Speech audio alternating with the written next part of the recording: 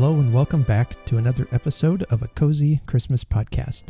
My name is Art and I'm your host. Today I will be sitting down to talk with Derick from the film podcast called Underrated. And it's a podcast that looks at films that they believe to be, well, underrated. Derick is coming on the podcast today to talk about some underrated Christmas movies. I do want to thank a couple of people who reached out to me concerning the podcast and its appearance on Spotify, that Spotify was for some reason only showing 10 past episodes at a time.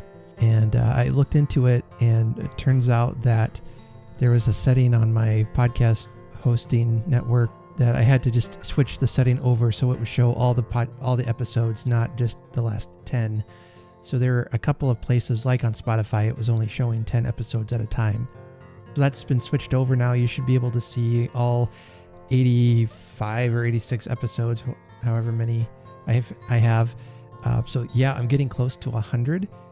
I'm pretty pumped about that. I'm also getting close to reaching 100,000 downloads for the podcast, which just completely overwhelms me when I think about it, that my episodes have been downloaded almost that many times. Thank you. I could not have done this without you all. I have great appreciation for all of you who do what you can to help share the podcast around. So thank you so much. All right, before we get to our interview, I got a couple of items I want to talk about. First of all, it's been good to see Christmas Clatter back on the air and in your podcast feed. If you have not been following Todd's podcast, Christmas Clatter, I really recommend you check out his channel. He has changed up the format just a little bit, so now he will broadcast his episodes live on YouTube every other Wednesday night at 8 p.m. Central Time, so you should definitely check that out and be a part of the live show. It's so much fun. You can chat in the comments with the other viewers or ask him questions right on the air through the chat. It's so much fun to be a part of an episode while it's being recorded. I don't know. I just really enjoy that. Then this week, the week this episode drops on September 21st, Wednesday night, I will be joining Todd for a live stream, and we'll be talking about the Christmas book and movie, The Mistletoe Promise. And we'll be comparing the two to see how well they stack up against each other, what changes were made. And of course, we'll be talking about Christmas. And it's a pretty Christmassy story, even though there's some dark elements to it. Some actually surprisingly dark parts to the book. Not really graphic. It almost took me out of the story. But I don't want to give any spoilers away from our discussion that's coming. Oh, and speaking of watching things Christmas related, I can't remember which podcast I was listening to. He was talking about the Goes Wrong show that's based in England, and it's based on the play that goes wrong, and then they did a Peter Pan Goes Wrong, and then he recommended you watch the A Christmas Carol Goes Wrong. So I was able to find that and watched it, and let me tell you, that movie, it was about 48 minutes long. It was so funny. I had never seen any of the Goes Wrong productions, so that was my first one, and it was just hilarious, where this hapless acting troupe tries to put on a live production of A Christmas Carol, and, well, as the title says, everything goes wrong, and it was just delightfully kooky. And it really felt Christmassy. There was some nice Christmas moments in it, even though a lot of it was farcical, and they were joking around, and the stages and things are being messed up and everything. If you've seen it, you know what I'm talking about. If not, please go out and see it. It was really worth the time. So that's what I've been watching lately. I've been eating some foods of the season. Todd at Christmas Clatter posted a picture and a recipe of his wife made ooey gooey pumpkin butter cake. And so I made that because it sounded really good. I would have liked to have had some to try, on the episode, but we ate it all within a weekend. It was really good. I've never had butter cake before. As I mentioned online, I posted a picture of the empty pan. I think my wife gave me one of the best compliments when she said, "This was really good. Please don't ever make it again." Because We all probably gained several pounds from that. But it was so good. Some Christmas updates for you there. All right. With that, we will head over for our interview with Derick from Underrated.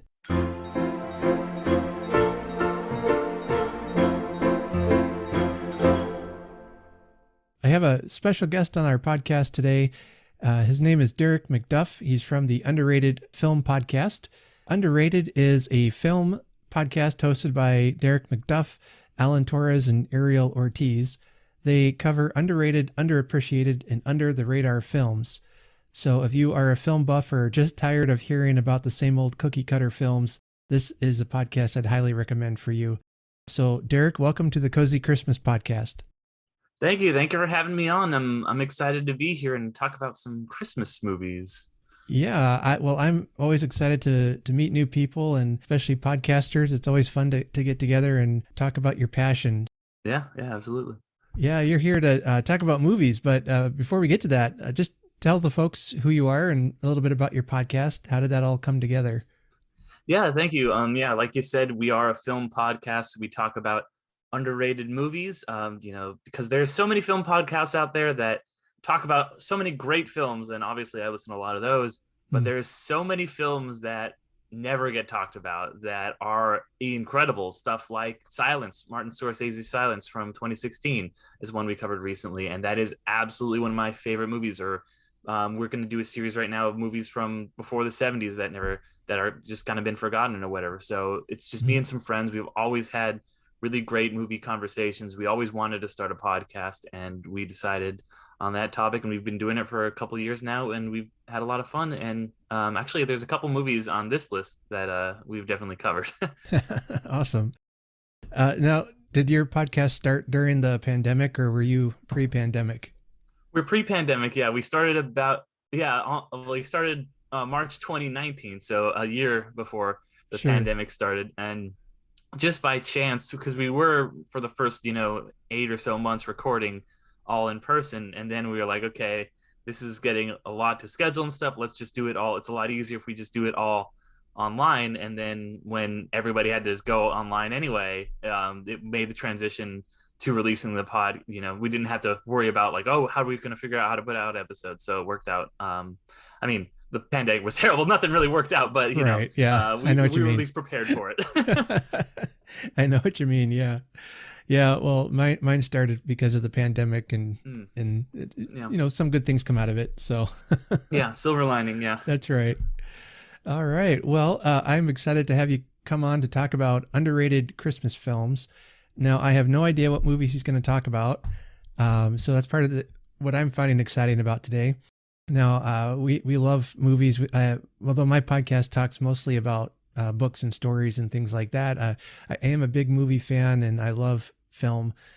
So I'm really excited to see what you have for us today. So I guess bonus points if people have heard of these films before. I don't know how obscure you're going, but I'm not necessarily too obscure. Okay. But there's some ones. Yeah, I'll save it for my list. Okay. Awesome.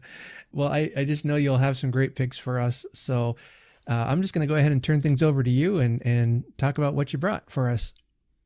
Yeah. So, like we were saying, top 5 underrated Christmas films. And number 5 is one that, people always have the debate about, is Die Hard a Christmas movie? And I am definitely firmly on the side of, Die Hard's a Christmas movie. It's got all the Christmas stuff.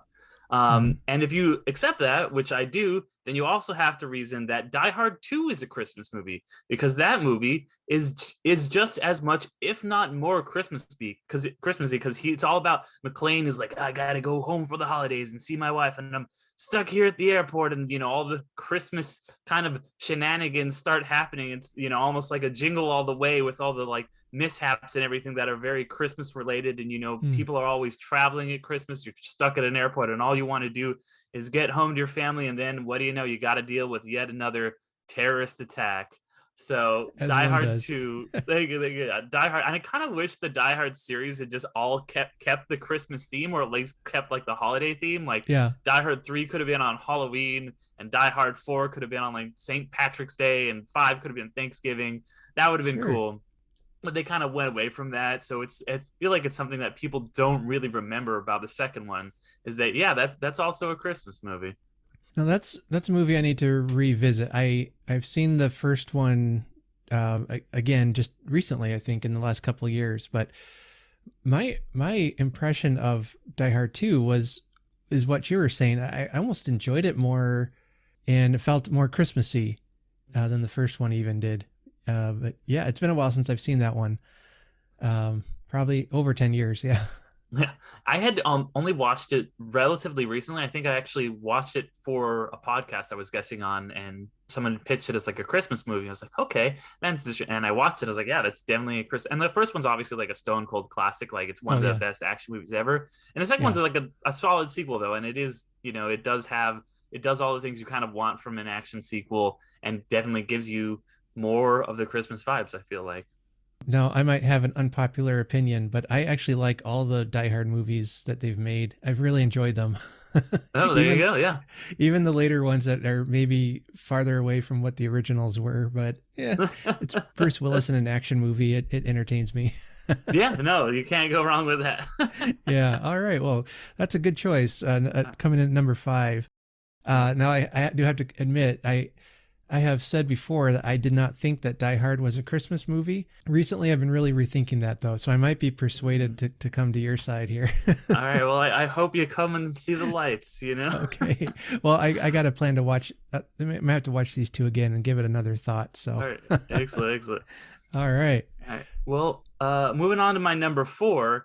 And this is a movie that I feel like is maybe a little more popular, but like didn't really get the critical respect that it deserved when it came out, and isn't really thought of in that kind of Christmas rotation, even though it is a stone cold Christmas classic, and that is The Holiday, made by Nancy Meyers, which is just such a good, warm-hearted movie. I hadn't seen it until I watched it in theaters and loved it when it first came out. So I was like a teenager, and then years later, like last year or something, I watched it again. Like, okay, does this hold up? And it absolutely does. It gives you all of the warm fuzz. It's like this house swap. So you've got, the classic English Christmas, but then you've got like the Christmas in LA at the same time. It also is one of the only 2 movies ever to feature Mr. Brightside in a movie, which is insane because that's one of the greatest songs ever. And seeing Cameron Diaz rock out to that is so great. But yeah, it gives you, it's almost like 2 separate Christmas movies that are kind of like, you get your modern Hallmark Christmas and your classic one, and you have like the English and the romance and the Jack Black, and you have the guy who's like, I was the one who wrote Casablanca or whatever. And it gives you all these little Christmas vibes. And it's more than a Christmas movie. I think The Holiday is a very appropriate title for it because it starts before Christmas. It hits all like the kind of lead up to Christmas, Christmas Eve, Christmas Day, and then it ends on New Year's. And I think there's also some Hanukkah stuff in there too. So it really is just like a movie about the quote unquote holiday season. Those like 2 months you get like from like the end of November till the beginning of January, where it is just kind of the season where everyone is celebrating different holidays. They're putting up different lights. They're having different traditions. So I think The Holiday really gets overlooked by a lot of people as one you should just turn on every Christmas. No, I know of that movie. I haven't actually seen that one. I think part of what kept me away was Jack Black.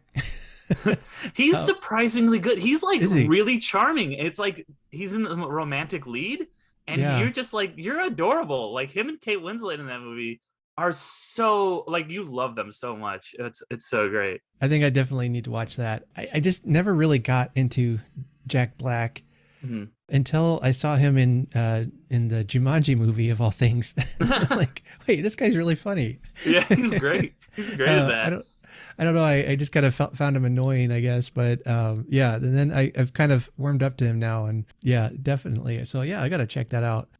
See him as kind of like a romantic lead. I'm like, no, I don't think so. I think that was that time period where he was trying out different things. Like he did this, and then he did like the kind of pseudo action lead in King Kong, which didn't work out. But this was a much better, I think, flavor of Jack Black than a lot of, especially since he's a lot more toned down. He still does this like, ooh, Jack Black, I'm gonna sing a song things a couple times, but it's not overwhelming. It's just to the point where it's just kind of like, oh, this is nice. You're a fun guy. I forgot he was in King Kong. I did see him in that. Yeah. That's a guilty pleasure movie. I like that. That movie's fun. That movie, it's not it's great, fun. but it's fun, and it's you have 3 hours to kill. Right. It's a Yeah. good watch. Yeah. Yeah. Definitely. All right. Number three. What do you got? Yeah. So my number three is another one that people might not think of as a Christmas movie, and is a movie that came out last year that I think really got slept on. Not a lot of people saw it, so this might be maybe the more obscure one on the list is The Green Knight. Hmm. And this is an A24 film from David Lowery, and I think people don't really think of it as Christmas because it's set in King Arthur's court. So the times really before all of our modern Christmas traditions existed. Like there's no sleigh bells or lights, obviously. There's no Santa Claus, there's no reindeer, there's none of that. But it is still all about like the Christmas time, because for anybody who hasn't seen it, the plot centers around a Green Knight who shows up at King Arthur's court, and he challenges the whole court, like, and to inflict any pain upon him, and then he'll return 1 year hence on Christmas Day next year. And so Gawain accepts his challenge, and then he has to come back a year later and meet his challenge again. And so yeah, it is all about kind of like building up to Christmas. It's got all the Christmas stuff. You've got there was this video by Mikey Newman a couple of years ago where it's like, all right, the Christmas checklist, what makes a Christmas movie? And Mm-hmm. one of the big ones was like, there's always some kind of like family tension or obligation, that's going on. Something where Uncle Billy lost something, or oh no, Catherine O'Hara left him home alone, whatever it might be. There's always some kind of family drama, and that is definitely at the forefront of this movie. It's about him wanting to live up to the legacy of his uncle Arthur, and then all the stuff going on between him and his mom. And there's all this stuff about like gift giving that happens in the middle of the movie, where Joel Edgerton shows up and he's like, I got you this gift and you don't have to give me anything back. And it is a bizarre, weird, just when A24 of a Christmas movie that I have an absolute great time with. One of the best movies from the last couple of years that I think a lot of people just kind of just missed. And Hmm. it's a different kind of Christmas movie. But if you want to look at something that's maybe going to give you an alternate, not the modern conception of a Christmas, but definitely a still a real conception of a Christmas, that's a good one. Now, that's the one with Dev Patel in it. Is that the Yeah, right? Yeah. exactly. Yeah. Okay. I remember. I know I saw trailers, so they should have mentioned the Christmas angle on that. I would have Yeah. put it up Yeah. higher on my watch list. Yeah. That's another one. I think, Awesome. yeah, they just didn't really, you don't really know that it's a Christmas movie until you watch it. And then even you don't really think about it too much, but yeah, it's Right. definitely a Christmas film. Now, I know some will argue that maybe it's a film set at Christmas rather than a Christmas film. There might be a fine distinction there. I don't know. But yeah, I would definitely make the argument that it is actually a Christmas film. I think the themes in it are very Christmassy. Okay, awesome. Well, there's another Christmas podcast. There's actually kind of a group of us, but Mhm. the one of the hosts of one of the others says that basically if he sees a Christmas tree in the movie, it's a Christmas movie. It can just be in the background. It doesn't matter. See, that's interesting because this is before Christmas trees were a thing. So, Right. but he does go through a forest. So, Well, maybe there that you are. counts. There's That counts totally. evergreens. Totally. No argument here. Okay. All right. What do you got? Number two. So number two, and this one is one that I like went back and forth on putting it on the list because it's not an underrated movie at all. Hmm. It's a very popular movie, but I do think it gets slept on as a Christmas movie. Like I think this is maybe one of my favorite Christmas movies ever. I don't put it at number one because it is a beloved movie, and that's Catch Me If You Can. Hmm. I think this movie is absolutely 100% a Christmas film. It's got the Christmas tree in it. There's a lot of stuff about Christmas in it. I think people don't really think about it as a Christmas movie because a lot of the film isn't set on Christmas, but all of the important events are. And for people who aren't familiar with it, it's about a runaway who becomes a con artist and makes up all these different identities, and he's getting chased by Tom Hanks, who's playing like an FBI agent. And they only ever talk on Christmas. That's something they bring up. They're like, "It's Christmas. We're talking again." Every time they are talking, it goes full on all the Christmas aesthetics. He's got a candy cane that he's drawn circles with. There's chestnuts roasting on an open fire, all that stuff playing in the background. There's the lights, and the climax of the movie, the emotional climax, is also set on Christmas because, and I'm going to spoil the ending a little bit for anybody who hasn't seen this movie, but it is about he escapes one last time a year after he got caught on Christmas. He's going back to America once with Tom Hanks on the plane once again on Christmas. He gets out and he runs back and sees his mom, and he looks through he runs through the snow and the very the frost tinted windows through the lights, and he sees the trees, and he sees his mom with he sees a little girl, and he's like, "Where's your mom?" And she points, and it's while Nat King Cole is playing. And it is just it's really a sad Christmas aesthetic because it is all about, oh wow, like Christmas is all about family and spending time with the ones you love. And then that's the moment that he realizes, like, oh, his family has moved on. He doesn't have the ones he loved. But then, he does basically, the movie kind of makes the point that he finds a new family. He finds a new family with Tom Hanks's character. So I think that this one, it's got all the stuff you would want to see in a Christmas. I honestly think it's got more Christmas stuff in it than A Wonderful Life per capita. And if you count It's a Wonderful Life as a Christmas movie, because a lot of that isn't set at Christmas either, then you absolutely have to count Catch Me If You Can as a Christmas movie. Yeah, and that's what's getting me to rethink Die Hard, because for the longest time I didn't think It's a Wonderful Life was a Christmas movie. And then I actually sat down and watched it one year and was thinking about it, and I'm like, oh, this whole thing takes place at Christmas time, even though it's like all memories. And so I finally confessed to my wife. I said, yeah, that's probably a Christmas movie.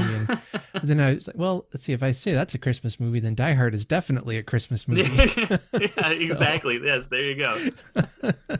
So I'm my own worst enemy sometimes, but I loved Catch Me If You Can. That's a great film. And yeah, I love it when Christmas pops up in movies. It's like, oh, all right, we can watch this at Christmas time if we wanted to. So yep, yeah, definitely. And I think that the last scene too ends around Christmas when Frank is talking to Carl, and he's about to leave, and he's like, oh, I'm gonna go see my daughter I think he says for Christmas, I can't remember, but yeah, just Christmas. Every time anything important happens, it's always Christmas. So yeah. Yeah, and then again, another classic John Williams soundtrack for a Christmas movie. Gosh, yeah. That's such a good score. I absolutely love the score for that movie. Yeah. It's if I remember right, it's like a jazzy kind of sound to it, isn't it? Yeah, it's very jazzy and kind of like free flowing and stuff like that. It's really cool. Yeah. All right, it's the moment we've been waiting for. It's number one. What do you got? My number one underrated Christmas movie has to be Arthur Christmas. Oh, okay. As you guys might be aware from the list so far, I do like a lot of kind of quote unquote alternative Christmas movies, stuff that isn't like obvious, like, oh, we're hitting you in the face the whole time with Christmas stuff. This is the exception. This movie has so much heart. It is all about, it's wall to wall Christmas. 100% of the movie is all set on Christmas. It's all about Christmas. It's all about what the spirit of Christmas means, and giving and like caring, and just, it's not about being selfish and like being like, oh, I want you to have this gift because I want you to like me. It's all about like bringing joy to the world and stuff like that. And the character of Arthur, he's so just kind-hearted and good, and you see all the kind of like way Christmas has been corporatized, and just even Santa is just kind of corporatized, and nobody in it is like a bad person, but they're all kind of diluted by other things that are not really as important as the things that they should be doing. And it's, so for those reasons I just love it. And it's also got some, I love a movie with like good Christmas lore. Like they always try to explain like, oh, well, what would Santa be like, and how long is there multiple Santas, or is he immortal, or like what's going on? And the lore that they present in this movie is really cool, and just the way that modern technology has been mixed with the Santa magic, I think is really innovative and interesting, in the way that just kind of globe hopping and seeing these different Christmases happening in different places in the world and different cultures. So it's a Christmas movie that I watch every year. I really freaking love it. Really great voice performances in it too. Mm. Honestly, it might be my favorite Christmas movie, just flat out. It's actually one I haven't seen Oh, yet, and I need to because the voice talent on there, like all my favorite actors practically yeah, are in there. Yeah. yeah, yeah. Yeah, it's one of those things that I can't remember when it came out, and or if my kids were a little too young or a little too old when it came out, so I just kind of missed it. I can't remember now. It was early 2000s, I think, wasn't it? I think like it was around Oh, 2012-ish, okay. 2011, somewhere in that like that time So period. a little bit later. Yeah, yeah, that probably my kids probably would have thought they were too old for it by that point, but Mm. although they're all teenagers now, so Yeah. I can't watch anything with them anymore. So, well, this is a nice mix. You got some cozy sounding films. You got some, if you'd like it a little more action packed, you got a nice mix there. So, Yeah. yeah. So as we're heading into September, that's for a lot of us, that's the unofficial start of the Christmas season. I see the leaves changing color. It must mean it's Christmas time. So these will be some great movies to get you started on getting in the Christmas mood. So you think that Arthur Christmas might be your favorite Christmas film of all time? Pretty It's close to the top? it's certainly up there. Yeah. Yeah. Like it's there's like two or three probably that are in contention, but Arthur Christmas is in the running for sure. Yeah, I have a couple. It probably depends on when I've seen them last, Mhm. Yeah, It, yeah. but I really like the Santa Claus with Mhm. Tim Allen. That came out when I was a teenager, and just so there's a lot of nostalgia to it now, and as well as just I enjoy it, and yeah, that's probably my favorite one. But Yeah. like that one, the Jim Carrey Grinch is another good one I love. Mhm. I think that one is maybe one I would say is, I don't know, underappreciated by some, but I understand why. Yeah. Jim Carrey's not for everyone, so Ron Howard is real hit or miss for me. I'm like sometimes he'll make like the greatest movie ever, and sometimes he'll just make because I guess he's just like a studio guy. But yeah, yeah, so yeah, yeah. Well, I grew up on Ace Ventura and The Mhm. Mask and all that, so he's in the Christmas movie. This is a dream come true. Yeah, there you go. Yeah. Well, I like to ask my guests just some Christmas related questions. You told me you're a big Christmas fan, so that's always Yep, great yep. to meet another Christmas nut. I wanted to ask then, do you have a favorite tradition that you and your family do at Christmas time, or maybe from when you were a kid that you can look back on with fondness? That's a good question. I mean, I love with that we get, I always head up now to my parents' house every Christmas, and we used to back in the day. My aunts and my mom like would rotate like every Christmas and Thanksgiving. Each one of them would host, so we'd always get to go see all my cousins and aunts and uncles and stuff. But now we just kind of go, just me and my brothers, to my mom's house.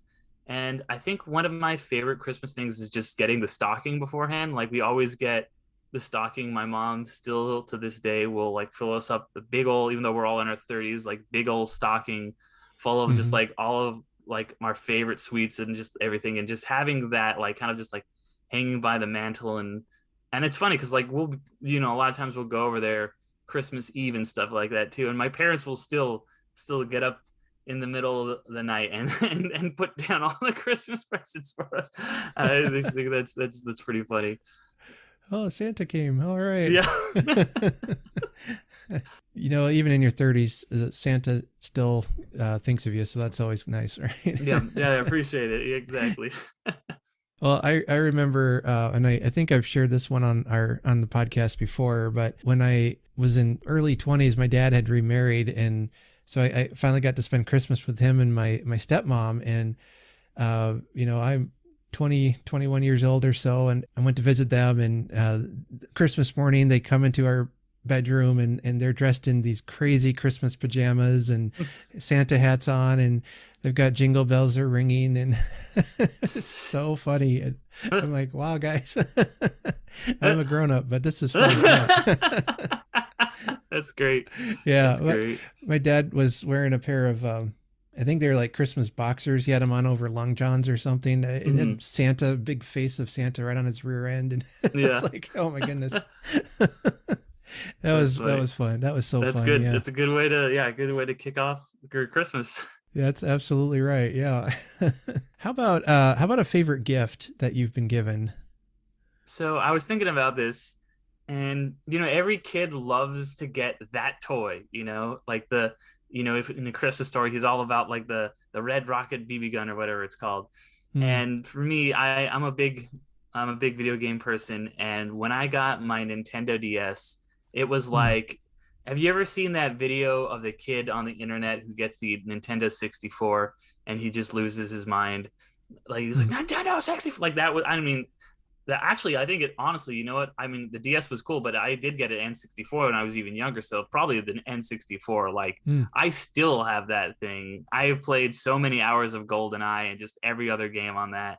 And so getting the N64 for Christmas, they even made that movie about it last year, that Christmas movie. It Hmm. wasn't the N64, it was the original Nintendo, but with Neil Patrick. Oh my gosh, the name's escaping you. 8-bit Christmas. Thank you. Yeah, 8-bit Yeah. Christmas. Yeah. So it's that same kind of thing about like, oh my gosh, we're getting a Nintendo for Christmas.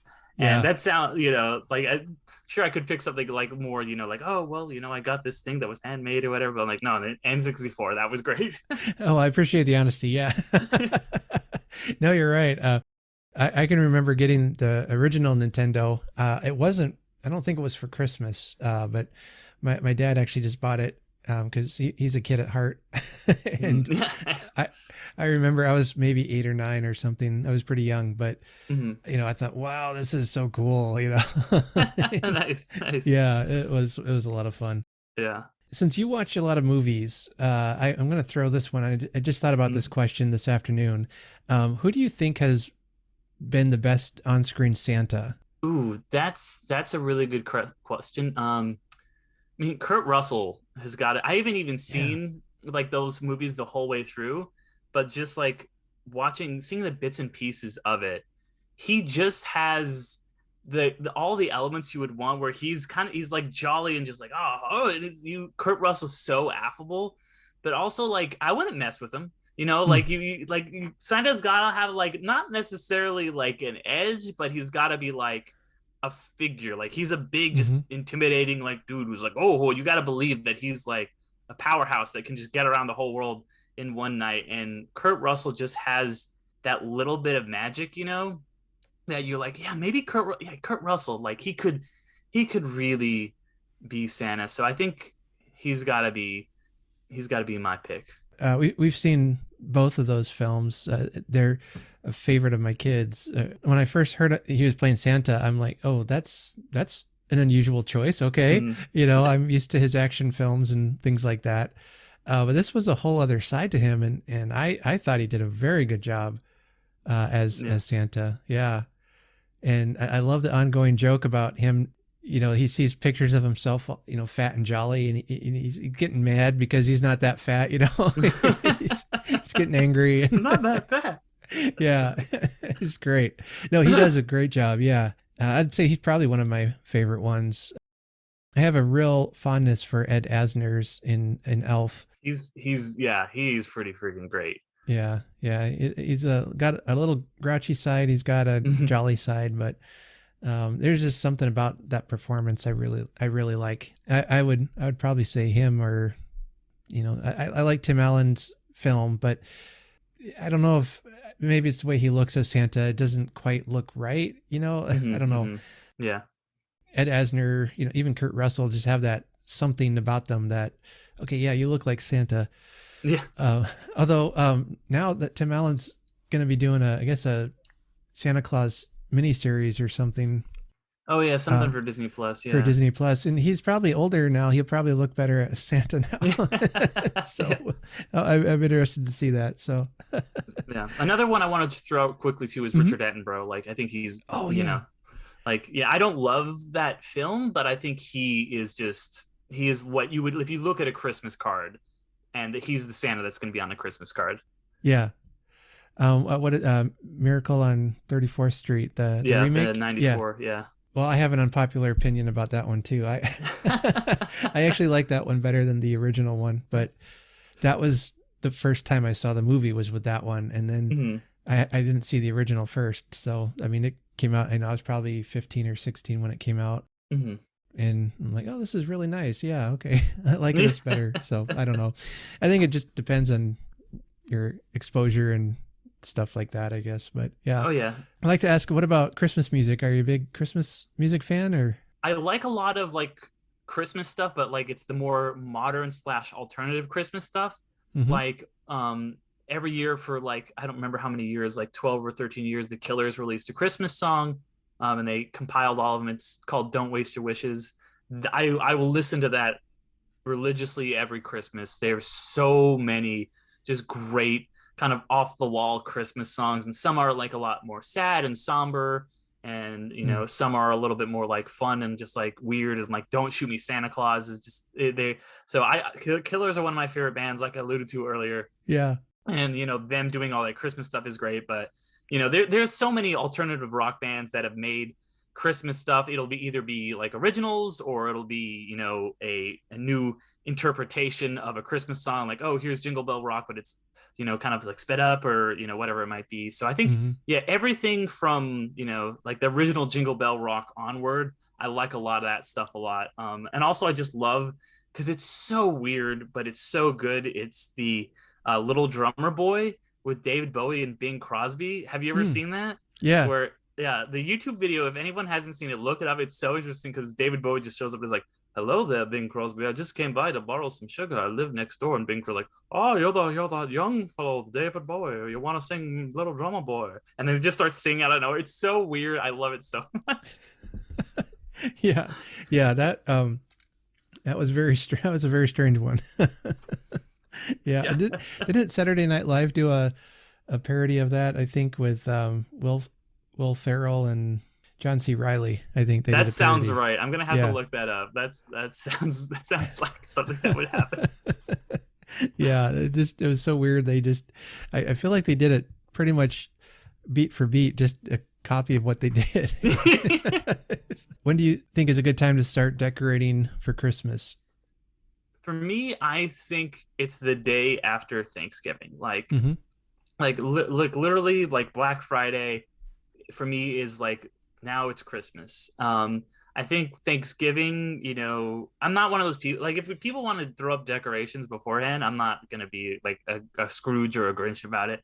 But for me, I love Christmas, and I love that it's special, that it's limited. Like it's with like the Marvel movies. Like, I love Marvel movies, but now Mm. there's so many of them that are a little bit less special because they're always happening. And I feel the same way about Christmas. It's like, okay, when Christmas is like the whole year, it's not as special anymore, or it's like a big chunk of the year. Mm.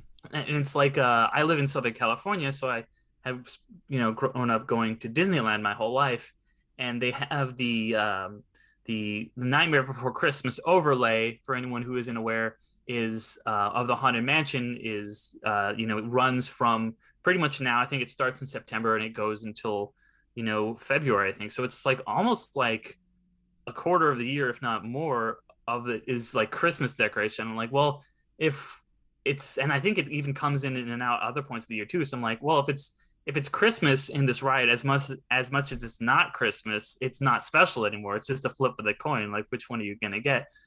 So I Yeah. do like to, at least for me, I'm like, okay, like ease into it, like ease into. I love the holiday season. It's like, okay, cool. First, you get Halloween and you do all the spooky stuff, and then it's like, okay, we're gonna tone down a little bit with the fall and Thanksgiving, and that kind of builds up towards Christmas, and then you have the whole month of Christmas, and then you still get New Year's after this. It's just like, that's why I love the holiday. It's because you just kind of, you're coming down from the holiday season, but there's still a little bit of last holiday joy for you there in New Year. So it's kind of like, an uptick and then just kind of a slow down, rather than like, all right, an on switch, I guess is the Mm. best way I could put it.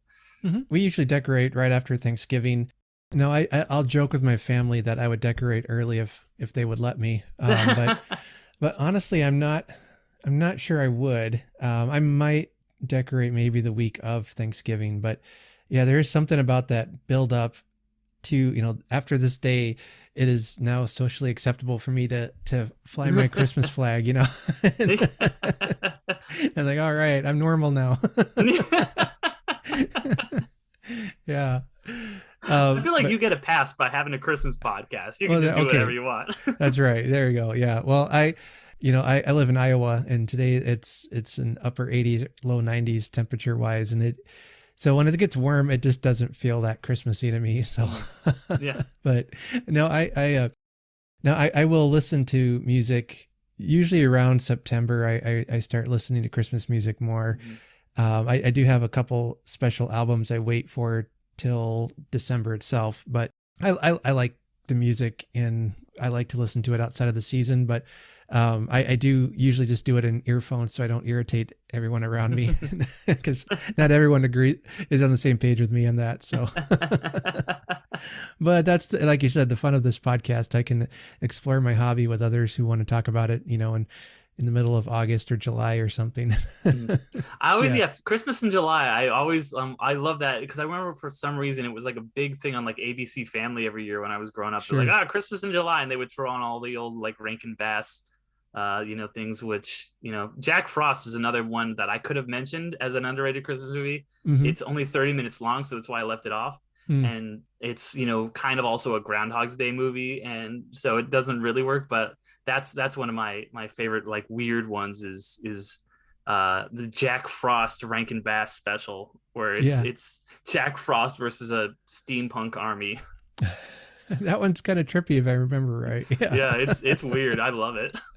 Awesome. All right. Well, Derick, thank you so much for coming on the show today. I love talking these movies with you and in Christmas with you. So thank you for that. Yeah, thank you for having me. Yep. If folks want to check out your podcast, where can they find it? Yeah, so everywhere that you hear this podcast, we are on all podcast apps. So however you listen to this, just look up Underrated or Undercast Company. That's the name that of the me and my friends use when we are making podcasts. So check us out there. Just search Undercast Company on any podcast device or on YouTube, and we'll come up. We've covered, I think, of the movies I mentioned here, we covered The Holiday, Arthur Christmas, and a couple other Christmas movies too that didn't make this list. But I also wrote on Medium. I write on Medium sometimes, and I wrote one about how Catch Me If You Can is a Christmas movie. So if you want to hear my more in-depth thoughts, just look me up, Derick McDuff, on Medium as well. And then you had mentioned there was an article by, was it Mikey Newman that you said what makes a Christmas movie? Yeah, it's a really interesting video essay that he did.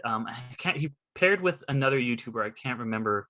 But yeah, it's kind of like he breaks down like all these different categories of like, is this Christmassy? Is this Christmas? And he's like, what he says is like, we shouldn't decide if something is a Christmas movie, but how much of a Christmas movie is. And he kind of like gives everything a point rating system. It's a really interesting watch. I definitely would check it out. Well, Derick, thanks for coming on. Would love to have you back on again. So I'll have to keep that in mind. So thank you for coming on, and hope you have a good rest of your summer. Thank you. Yeah. Merry summer to you. Yes. All right. Thank you.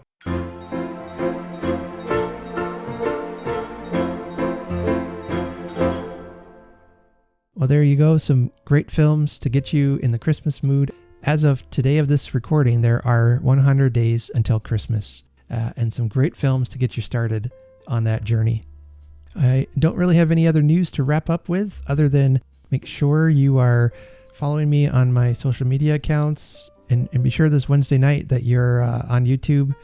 I think it'll be broadcast through the Christmas Clatter YouTube channel, so I'll make sure that there are links in my social media accounts. Real quick, if you'd like to help support the show in a financial way, you can make a donation on Ko-fi.com, and the links will be in the show notes there, and I'll send you a Christmas card and a bookmark or sticker as my way of saying thank you. Also, I got a new t-shirt designed that says Christmas Nerd on it. I will probably be wearing it Wednesday night. You can check it out then. And I really am happy with how it turned out. You can find that in the links below on the Teespring website. Yeah, so I believe I'll be back next week with another Christmas story for you. a lot of good stuff coming in the month of October. So until then, I just want to remind you to be kind to each other and to do good, and that we will honor Christmas in our heart and try to keep it all the year. Have a very Merry Christmas.